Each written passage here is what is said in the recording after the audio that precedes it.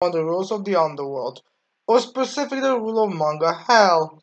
And today I've decided to do a little special tier maker day where we go through some of the tier lists that I found on Tier Maker.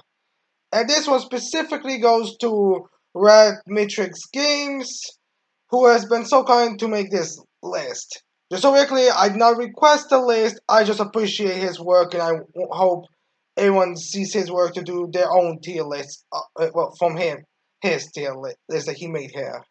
So if the Red Matrix Games is watching, I appreciate and thank you for the tier list. Also, the images that he used, I do not own any of them. It's just that it looks nice. It's just we're using them for the purposes of this video. So yeah, anyways, let's go into this tier list where we're gonna be ranking Overlord characters who I think appear from season 1 to season 3. And I guess somewhat significant since ours I feel like there will be probably a lot more characters in there. So yeah, anyways, let's start with the tier list. And we already start with an Insta S tier. Simple terms, Ainz is S tier as it goes. Like, he's funny, he's overpowered, his design's cool, and just his personality, pretty much everything about him works perfectly. I can't tell a single real problem with Ainz. That's like a big problem with him. I mean, it's a real problem with the fan base and him, but that's besides the point, because again, he's a great character. So the next character we have is Alberto, and while she does have a nice design, there is nothing really all that, like, special to her. Even if you wanna, since I will be using season 4 and knowledge from the light novels, I gotta just try to be, she's nothing all that interesting. Like, I get it, she's supposed to be like this big conflict with Ain's person because he changed and all, but okay, there's a reason why people think that Albert was not necessary for the story, why it should just remain to Demiurge. And I, in a way, kind of agree, but I also get why she was included. It's kind of like a 50-50 on her, which is the reason why she's a C tier character. Then we have Archie, one of the foresights that went into Ainz's tomb, and I'll be honest, I'm just gonna have to put in a B tier because, again, while she's nice of a character, you do feel for her and as well as what she wants. Like, she's not overly greedy or anything special. She just, has to make a living. She has the power and she wants to live with her sisters. But unfortunately, the best way is a lot of money, and that way revolved going to Nazareth, which ended up with their deaths. Again, it's another one of the big controversies of Overlord and one of the great debates, but I feel like, again, Archie's story, even if you are on her surviving, or if you're on her, she should have died, I feel like you can all agree that her character has been handled well, and you do get the point of the story. Especially since, let's be real here, Ainge is supposed to go on the more evil side from here on forward, so it makes sense why he should, have to die. Then we have Aura, and I'll be honest, I don't really particularly care about Aura. I get it. She was before in the, I think, light novel. Well, not light novel, I think web novel, whatever it was. So it's Mono who came afterwards, but I just find Aura kind of like a boring and blank character. She's kind of supposed to be like the, I mean, her relationship with Shelter isn't really fun, but everything else she's kind of just boring on. Again, like, she falls in a similar kind of trap with Alberta, where I get why she's there and all, but herself is nothing real that's special. Although, now that I think about it, with her relationship with Shelter, I probably could give her a bit of a higher ranking, which is C. But again, she's definitely one of the floor guys I don't really care about. Then we have Prince, what was his name? The older sibling, Prince Barbaros, I believe was his name. Yeah, he's a straight up D tier character. Like, again, he's supposed to be the idiot older prince who is just an idiot. Like, yeah, yes, he's capable and all, but when it comes down to it, he's a buffoon and incompetent numbskull who just fails whenever there comes to more than a sword fight. Which is kind of funny because he himself has never actually, I believe, shown his swordsman skill, so even that credibility is down where he's pretty much nothing. So yeah, again, as a character who's supposed to suck, he goes here, and I really don't particularly care about him.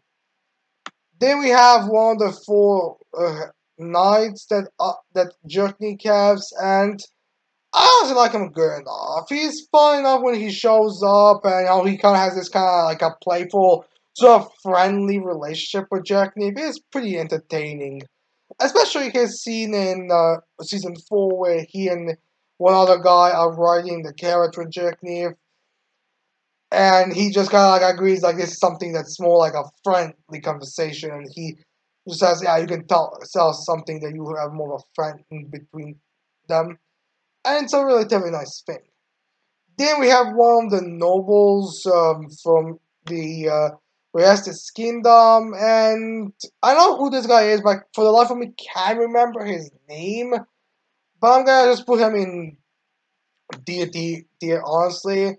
Like, I am happy that he's more just a generic corrupt noble when he does think things ahead of time. It's like, oh shit, yeah, Barbaros probably would, it would make sense for Barbaros to go on the battlefield. But we have to send him away since, I need him to marry my daughter and all. But again, I don't really particularly care about him or like when he died, I was like, he finally died. Then we have Brain Ooglos, and I'll be honest, he's a pretty solid character, especially after season 4. And I feel like his death was really poetic done, as simple as it was. And his design is really cool, and his kind of like character growth, especially when he realizes the power level of Nazarick as well. So he uses like really weak things as comparison, which he consider how overpowered Nazarick is. Like, it's a good comparison. Like, remember, a lot of people may see like fingernail, and you're like, what's a special kind of fingernail? But when you actually know how powerful people from Nazarick are, which to be fair, Brain doesn't know of them, but he knows the power of those characters, even if he doesn't know they're from Nazarick. He's like, oh yeah, you try doing more than the kind that vampire's fingernail, you idiot. So yeah. It also is good to see that while he's progressing in power, it's not like he becomes anything over top. Yeah, he may have been able to cut Shelty's fingernail, but that's about it. So yeah. Anyways, then we get to, I want to say, the face of the villains, or at least characters who are openly gonna be acknowledged as villains of Overlord, and that's Clementine. And while previously I didn't really particularly care about Clementine, I recently have developed a certain more of an unique kind of love and interest for her character. I like, so yeah, especially after I read the manga version of her story arc. So yeah, she's all in honesty a pretty fun, entertaining character, and she does work. Especially I love how she's kind of balanced between while being arrogant, cocky. She's not so much that's like, oh, this character really is just waiting to get punched in the face. So in my opinion, in that respect, she does work. And I do hope we eventually get to see her again in the story, since she's, again, like, weird enough, she is used a lot in other media. Like, there's a Clementine special with her, with Pleiades. There is a Master of the Dead game level with her. So, yeah, she really is pretty recurring considering how early she is and how, relatively simple she is supposed to be. Then the next character we have is Climb, and honestly, I feel like he just deserves to be in the same tier as these characters, but I don't particularly care about them. Like, I get what he's supposed to be, but again, he's like a nothing character. He's nothing special, he's nothing all that particular. His design is supposed to be generic. While it is kind of an interesting, sick twist on the hero gets the girl at the end, with him becoming basically Ren's puppy, but when it comes down to it, he's nothing. Um, Anyways, there we have Kokoldo, which is fun considering how, he's kind of like a big thing in Clim's character arc, taking his slave unit group down. But honestly, Crocodile is a nothing character. I really don't get why he was brought back. I mean, again, like he's gotta be just to show that the world is kind of progressing. There are things happening, but Crocodile is pretty much a nothing character. He's just kind of there. Even he himself kind of acknowledges at the end that why wouldn't you guys bring me back? It's not like I had any power or anything. So yeah. Anyways, then we have Kokara, who I'm gonna have to put with the same tier as Brain Oogles. Like that final battle though between the two of them, simple it may be, but my god, it was done masterfully. And not gonna lie, I do like him as use the usage of him as this more like samurai honorable character. Far more than a lot of other series, it's not so over the top. Especially when his design is so contrast to how he's supposed to be this respectable samurai character. But yeah. Anyways, then we have I know who this character is, but again I can't remember her name. She's supposed to be the main laser guy's wife. She's kind of there and all, and yeah, she kind of is the same. She's just nothing. Then we have Delta. I like her. I can't wait for the movie. In general, I have to put an A tier. Then we have this guy who's supposed to be this kind of like lich that's supposed to be like the undead king who just gets one shot, and yeah, he's nothing really particularly. He's kind of the same tier as this. Dimage, he's a fun character. I like him a lot. I like his plotting. I like his joke where he overthinks everything Ainz does. And yeah. Then we have this guy who I think was in this first group adventure part that Ainz had at the beginning of in the middle of season 1. I don't really have anything particular to say about him. I don't want to put him in the same tier as these characters because these characters are I can think of something. I don't want to put him in this side of characters because they're nothing really all that. Because these guys are not just not special, they're just also not really that entertaining and memorable. But I don't want to put him here because I don't really even dislike him like Crocodile. I guess he's gonna go into the unknown tier because I really don't care which find out this unknown tier was probably made for the people who can remember them. Anyways, then we have this penguin guy. Again, nothing special. So about him, he's just kind of a comic relief who's just kind of there for the same purpose. This Dancing Scimitar, the same thing as the Fat Undead King. Rena, yeah, I think she fits this group as well. I like how her story is supposed to kind of develop. I like how she's like kind of like how mini Ainz, and that's even acknowledged by in universe where it's like, wait a minute, is there someone going through the same struggles as I am at this purpose? So yeah, it's relatively fun. Then we have Antoma. Her fight with the Blue Rose was fun, entertaining. Especially the fact it's like one of the few times where I think we actively see someone from Nazareth being beaten by characters from the New World, which I don't think I don't even know. Has it ever even happened? Did there something like that even happen in the story? Like, I'm not counting Shelter getting brainwashed, because I think it's like the one time where this has actively happened. But yeah, it doesn't really matter, I'm gonna put her here. Then we have Evil Eye, who I'm gonna put her in the same team with the rest of them. Like, she's very funny, her design is awesome, her fight with Antoma is really fun as well. In general, she's a really good character, and I do wonder if she's gonna come back and play any kind of role. Then we have this old wizard guy who was a jerknave and betrayed him and all. He, again, falls into this tier, kind of forgettable and really not entertaining. We're gonna funny joke, the comedy relief and all, but nothing special. Gargantua, again, similar tier, which cover I remember Gargantua, but I don't remember most of these guys' names. Kind of funny, but yeah, Gargantua, I get the Floor Guardian, the giant monster thing, and yeah, nothing special. Then we have Strongoff, similar thing to Climb. he's kind of supposed to be, although it's kind of funny how climb is supposed to be like a whole kind of twist on it, while Strong Off is that character that is being more praised. It's kind of ironic. Then we have Hamsky. Fun enough, it works, it's entertaining. Then we have the leader of the Foresight. I'm gonna have to put him here. It's fine watching him trying to save them by lying and all, but it's really nothing special.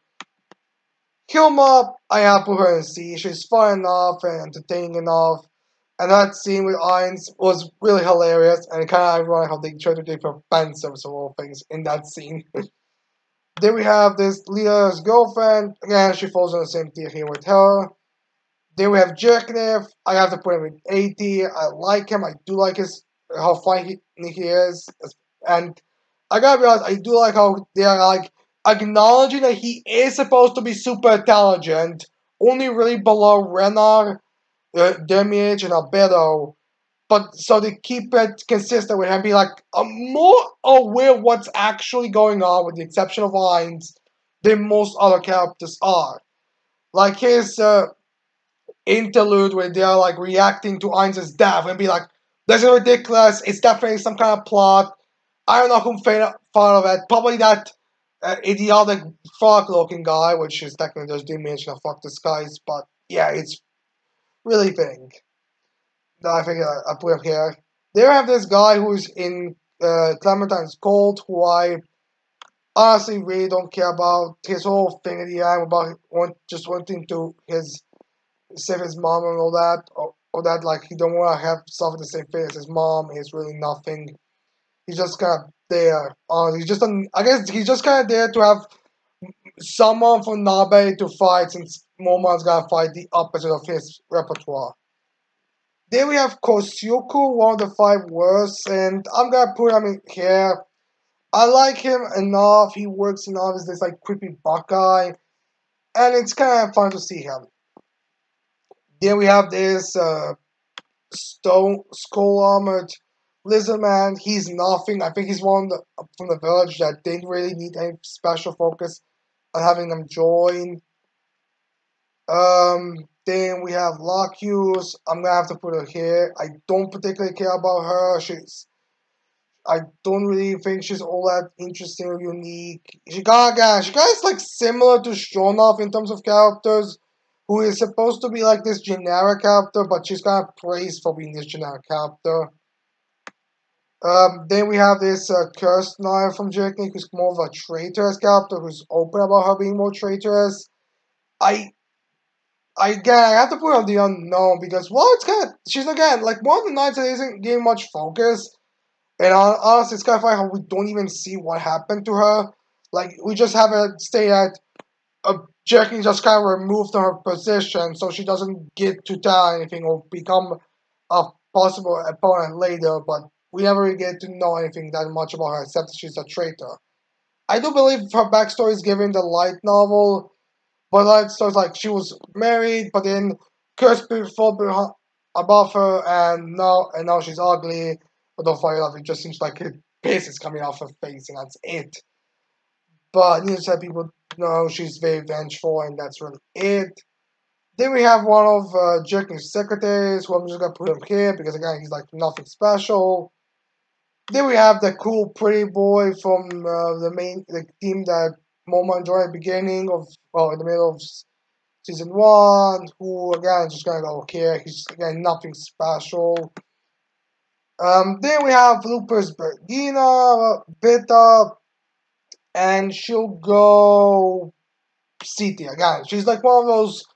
She's serviceable, nothing special, nothing bad. She's serviceable for her story. Then we have this arrogant pretty boy from the 6 Arms. He's just gonna go into F tier because he is really nothing. At least these two have unique designs. This guy has also a very boring design on top of just being nothing. Like I said, I like Maya more than Aura. I can't wait to see how her battle with Zesh is gonna be done. And I can't wait to get to her light novel volume because I do think it's like done really well, which fine enough seems to be a trend with with Mars in terms of volume covers. Then we have Marquis Raven, who is a serviceable character. He's supposed to be like kind of the douchebag opportunist, but he's actually a very honorable and very loyal member of the noble faction, kind of the spy that the royal faction has. So yeah, next we have Gamma, and she's C tier, similar to Beta. She's serviceable, but nothing particularly special. Then we have Jack named Shield Knight, who's going to go into I don't really care about. Then we have Nura's Painkiller, who I'm just going to follow an F tier because, well, she's just got there to torture people. That's really it, and nothing else. Then we have Infeed, who is going to go into this tier because, again, he's very similar to Climb. Like, there's a lot of memes with Climb and him being in the same position in bad. So, yeah, there's, again, nothing special. Then we have this guy who's been with Jerkney, the final one of those 4 nights, who is, again, nothing special. Funny enough, he's supposed to basically be the generic, probably the generic knight you usually get. And look at his design, he might even have supposed to have been like the Climb and Infant of the characters. But he's not really used that way, which is could also be seen as kind of like the, the whole subversion of expectation thing. But yeah, he's just goes in a deity. He's not even like special or that unique like this guy. But yeah. Then we have this girl who's supposed to be like connected to Tuare and all that, who has story significance. That's why and something that's actually being mentioned.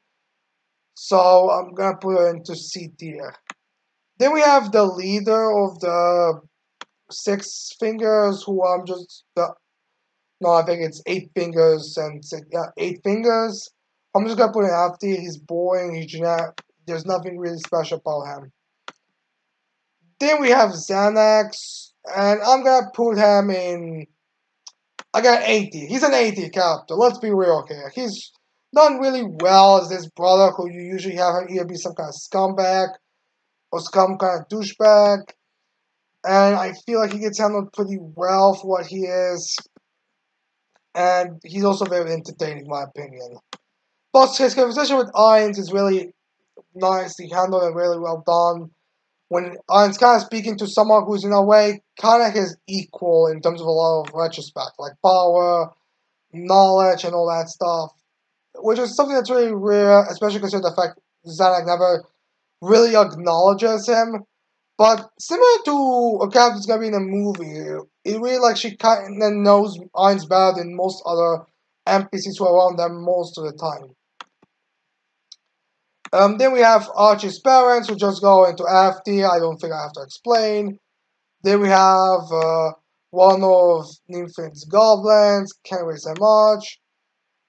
Then we have Pandora's actor, who for his design, personality, and the joke about having she's so fucking lame, he's going to the B tier. He's very fun. Then we have the final one of the members of the 6 sums, and he's gonna go into D tier because again he at least has a better design than this idiot, the house. So yeah. Then we have Pestonia, who I'm gonna have to put in B tier. The fact that she's like one of the few members of Nazareth who actually is morally good in terms of a lot of things is very refreshing, especially considering the fact she has a very unique design with her being more like a dog, especially when it comes to care about children and all that. Then we have another member of that group, which, considering the fact how similar this guy is to this guy from Forza Leader, I'm just gonna put them in the same tier. Then we have the King Renard, and I'm just gonna put him in D tier. I don't particularly care about him. I don't really find him interesting or anything. He's just nothing. Then we have Renner, who I'm gonna put B tier. Just watch that Disney Princess song sequence with her, and I cannot wait. And I do hope we get a full song for her at some point.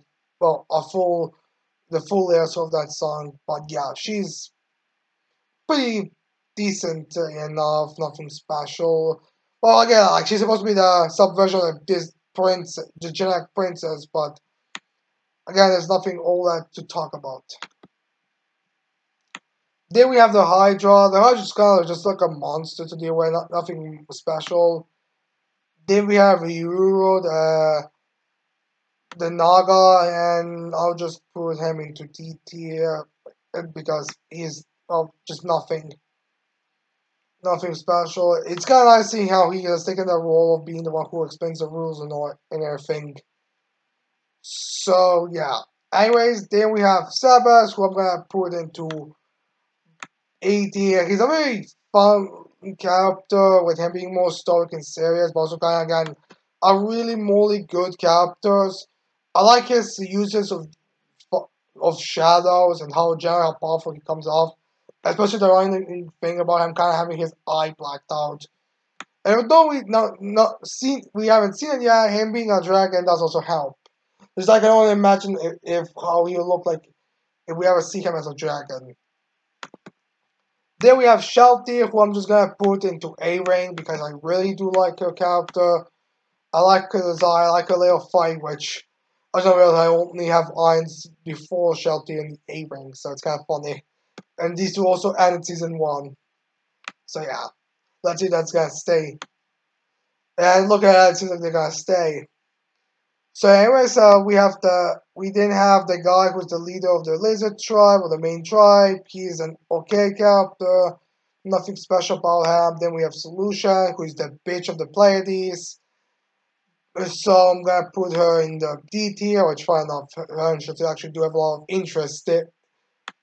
similar interests, which especially because of what the manga includes, I do kind of want to see how these two interact. Actually, I do think there's an artwork between the two of them, but anything too spicy. Then we have the butler, who's a serviceable enough. He's just kind of there. Then we have the fat pig, who's just gonna torture people, and I'm gonna do the same thing what Service would do, which is just up there. And if he was in the store left here, I would put him there as well. Then we have the guy that climbed the feet, and he's just kind of there. I think his name is Sekla or something. So yeah, he's just gonna go into FD as well. He's like nothing. He's just gonna to be an opponent for Climb to do service the against. Then we have another tribe member of the Lizard Man. He's just again nothing. So I'm just gonna put him there. He's even more nothing than everything else. Then we have the Assassin Twins, who I'm just gonna put into the C tier because they're pretty much equal here when it comes to character. The other joke about the two of them also is kind of like speaking in a very similar tone is very fun as well. And it really puts a unique spin because usually you have like one either ending the sentences or them like having the only interaction with one another, but here it's done a bit more uniquely. Then we have Torak, who's pretty decently lovable and all. She's again nothing special, it's just kind of she's there. Then we have Victim, who I do generally like, but I don't find him anything special.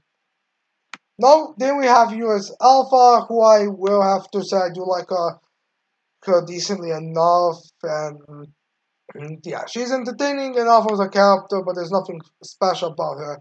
But I do find it funny how her calling is essentially just being a teacher, which I guess kind of makes sense with her design, but it's kind of funny that's the thing that's like the best for her character. Then we have two Lizard Man, who I'm gonna put the guy who I think is the main character supposed to be in C tier, since he's just generically done, with the exception of his jokes with his girlfriend, which is generally funny.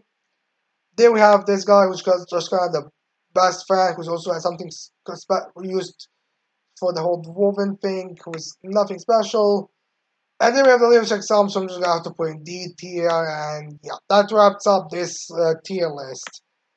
Oh no, I'm really proud of this tier list, and I do have to there are a few funny jokes about it. We have Shelty and Albert and Ines, the two characters who ended season 1 are my S tier characters. And how I have also I even have them right underneath two characters who are kind of like the not the spinal fight about season 4, but pretty much like the big fight of the season between the two of them, also below them. Kind of funny. Also find how many blondes are really up there in terms of popularity, while the ones who are lesser in blondes are really low. I mean, there are some exceptions here, but it's still kind of funny. And the fact that I have pretty much every player that will be represented, with the exception of F and S tiers and unknown tiers, so it's kind of funny on that side as well. But yeah, anyways, that's my tier list. I hope you guys make your own tier list and tell me in the comments if you think I should switch a few things. But yeah, with that said, I hope you like this tier list.